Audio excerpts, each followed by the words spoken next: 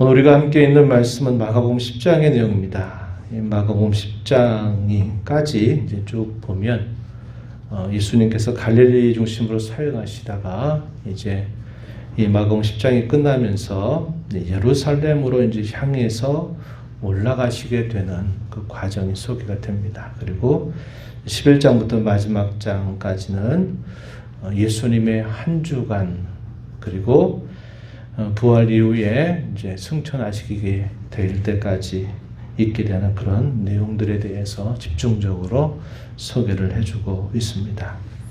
예수님이 예루살렘에 올라가고 계시는 그 과정에서 한 젊은 부자 관원이 예수님을 찾아왔습니다. 그러면서 예수님께 물어요. 선한 선생님, 내가 무엇을 하면 영생을 얻을 수 있습니까? 라고 묻습니다.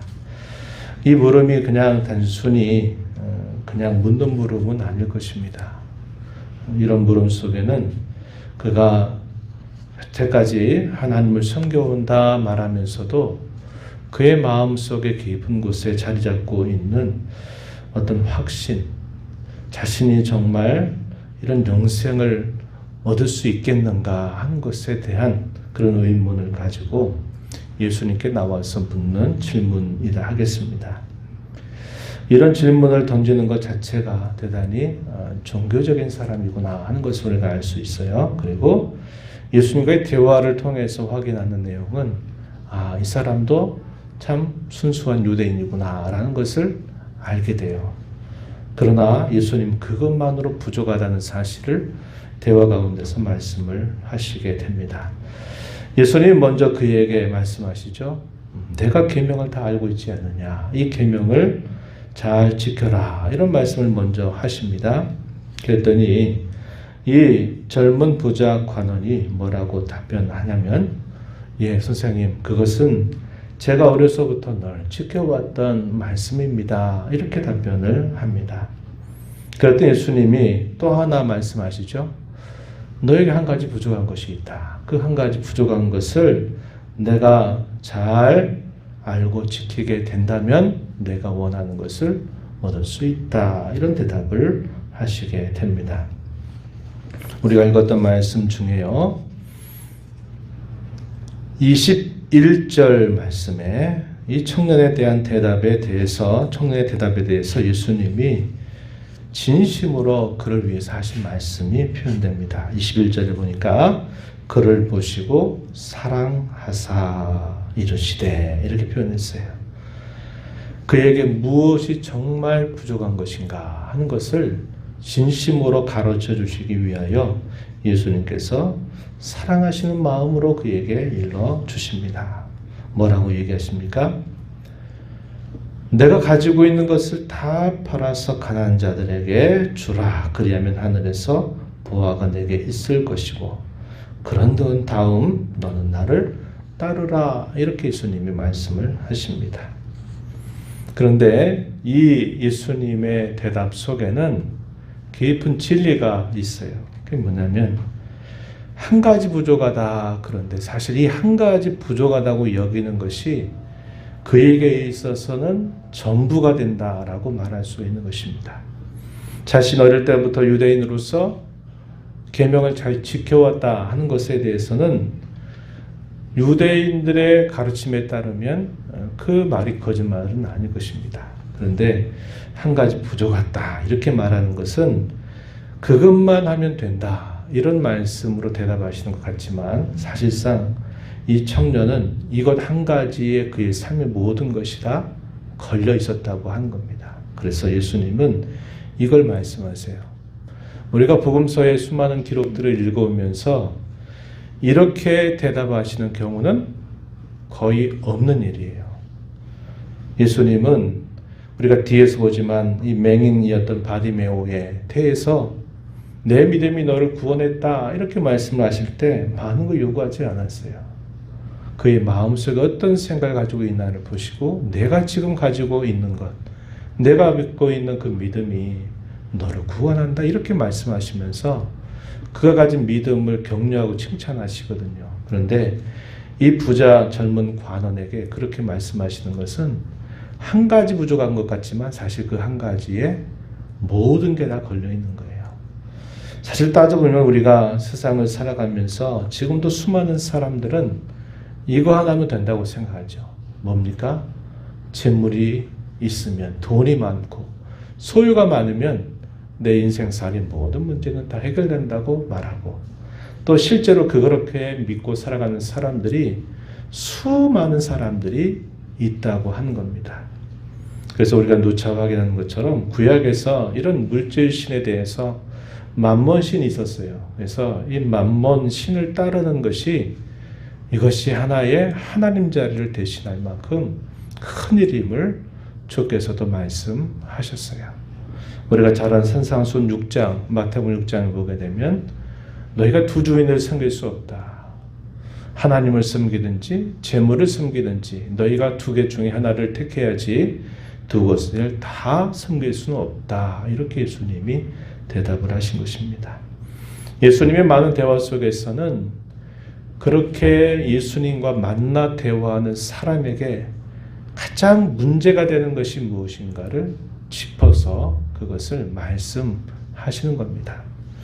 이런 말씀을 들었던 이 부자 젊은 관원 어떤 반응을 보였던가요?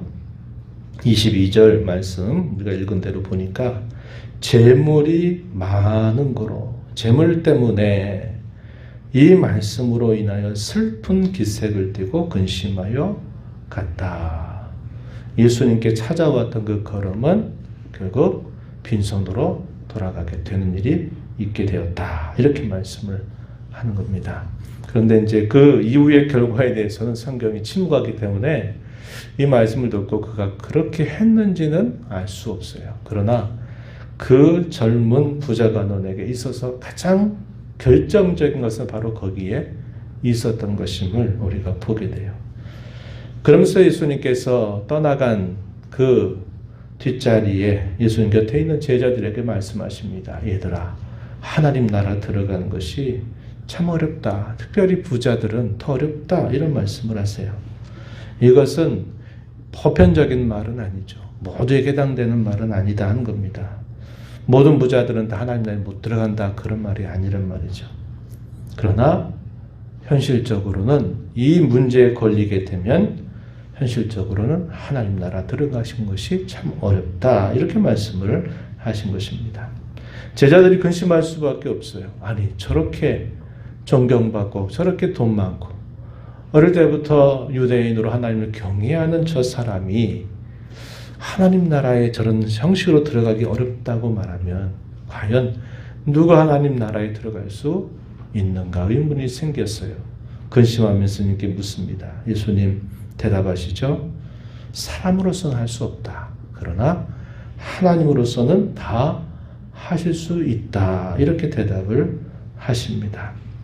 이게 무슨 말씀인가요? 자기는 돈이 많은 것, 이것을 늘 가지고 있으면서 계명 잘 지키고 이런 정도면 되지 않을까 하는 이런 생각을 가지고 예수님께 물었던 그 젊은 사람에게 예수님은 그런 것으로 하나님 나라에 들어가는 것이 아니다. 이렇게 말씀을 하시는 것입니다. 그 나라는 하나님으로 하셔야만 되는 일이다. 하나님께서 은혜를 베푸시고 하나님이 그 나라에 들어가게 하셔야만 들어갈 수 있는 나라다. 이렇게 말씀을 하신 것입니다. 그런데 베드로는 또 뜬금없이 이런 말씀을 드려요. 어떤 것 때문에 그런 말씀을 드렸냐면 아마도 내가 가지고 있는 소유를 다 팔아서 나눠주고 나를 따르면 된다. 이렇게 말씀을 하셨더니 베드로가 예수님께 물어요. 예수님, 저희는 다 버리고 예수님 따르지 않았습니까? 우리는 가족도 내어두고 다 예수님 따르려고 이렇게 지금 왔는데 그럼 우리는 어떻게 됩니까? 이렇게 묻습니다. 그랬더니 예수님이 그래 참 잘했다라고 말씀을 하시면서 마지막 절에 그 대화의 끝자락에 뭐라고 대답하셨나요? 그러나 이렇게 말씀하시죠. 31절 먼저 된 자로서 나중이 되고 나중된 자로서 먼저 될 자가 많다. 이렇게 말합니다. 이게 무슨 말일까요? 이 대답 속에는 하나님 나라의 이치에 대해서 예수님이 말씀을 하시면서 이 하나님의 나라는 내가 이런 것 다 버리고 다 헌신했으니까 내가 마땅히 뭔가를 많이 받으리라고 생각하는 그런 생각을 가지고 사는 것보다 하나님께서 베풀으신 그분의 은혜에 대한 감사와 감격을 가지고 자신이 즐거움으로 기쁨으로 섬기는 것이 더 큰일이다 하는 것을 넌지시 깨우쳐 주시는 것입니다. 우리 신앙생활은 하나님과 거래하는 게 아니에요. 내가 가진 거 이런 정도 바치면 하나님이 이거보다 수천 배, 수만 배로 내게 갚아주신다. 그걸 기대하고 내가 하나님께 뭔가를 드려 거래하는 게 아니에요. 하나님의 나라에 들어가는 것은 전적으로 하나님의 은혜로 말미암아 주어지는 일이죠. 그 은혜로 말미암아 내가 하나님 나라 백성이 됐다고 하는 것에 대한 감격이 있고 그 감격으로 말미암아 내가 하나님 앞에 기꺼이 내 삶을 드리고자 하는 것이 마땅한 일이에요. 그런 자들이 하나님 나라에서 큰 자로 여김을 받는 것이다 하는 겁니다. 오늘날도 이런 두 종류의 신앙생활을 하는 성도들이 있을 것입니다. 어떤 사람은 내가 11조 바쳤으니까 하나님이 이거보다 1000배, 100배 또 10,000배로 더 갚아주신다. 그 복을 기대하면서 하나님께 헌금을 드리고 교회 가운데 봉사하면서도 내가 이 봉사가 하나님 이 봉사를 복되게 여기셔서 더 많은 것들을 내게 갚아주시겠지 생각하고 그렇게 신앙생활을 하는 사람이 있어요.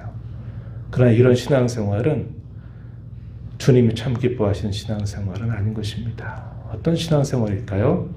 나 같은 사람이 하나님의 은혜로 그분의 나라에 들어갈 수 있는 자격을 얻고 그 나라의 백성이 됐다고 한 것에 대한 감사와 감격이 있어서 즐거움과 기쁨으로 주님을 섬기고 헌신하는 그런 사람이야말로 그런 사람이 하나님 나라에서 참 큰 사람이다.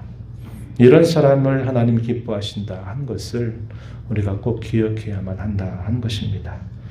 이 젊은 부자 관원은 그가 영적으로 깨어있다 생각했는지 몰라요. 그러나 그는 결국은 예수님의 그 말씀을 듣고는 근심하면서 슬픈 기색을 띠면서 돌아갔습니다. 그런데 마지막에 있는 맹인이었던 바디메오, 거지였던 이 바디메오는 여리고를 떠나실 때 이 바디메오가 예수님을 찾습니다. 그리고 자신을 불쌍히 여겨달라고 간절하게 외쳐요. 예수님이 그 사람을 알아주시죠. 내가 너에게 뭘 해주기를 원하냐 이렇게 물었더니 이 사람이 대답하기를 제가 보기를 원합니다. 이렇게 답변합니다. 그러면서 이 사람이 어떻게 합니까? 거지에게 겉옷, 자기에게서 가장 소중한 것이 될 거예요. 이불도 되고 옷도 되고 이 겉옷을 내어버리고 예수님에게로 달려 나와서 예수님 앞에 자신의 그 질고를 고쳐줄 것을 원했을 때 예수님이 대답하시죠. 가라, 내 믿음이 너를 구원하였다. 이렇게 말씀을 하십니다. 그러면서 그 감겨졌던 눈이 보게 되면서 길에서 예수님을 따랐다고 이야기합니다.